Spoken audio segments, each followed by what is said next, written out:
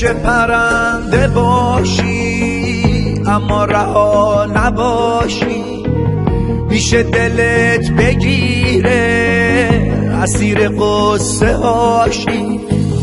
حالا که آسمونه دنیای تازه ای نیست، اون وقت یه جا بشینی محو گذشته خوشی.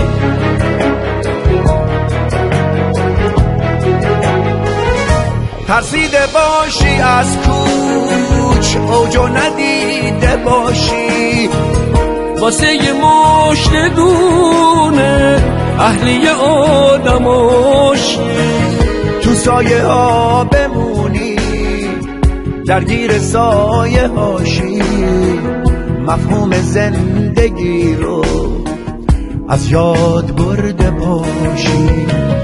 دلت بخواد دوباره از ته دل بخونی، از ترس ریزش رشت غمگین و بی صداشی.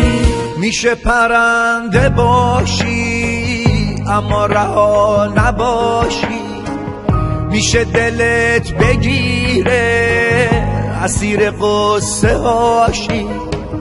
حالا که آسمونه دنیای تازه ای نیست، اون وقت یه جا بشینی محو گذشته خوشی.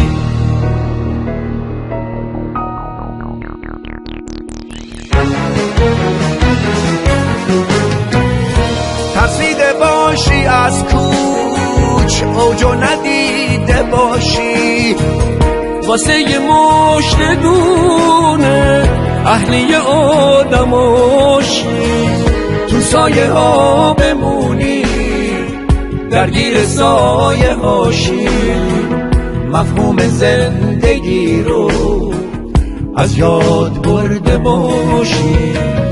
دلت بخواد دوباره از ته دل بخونی، از ترس ریزش اشک غمگین و بی صداشی.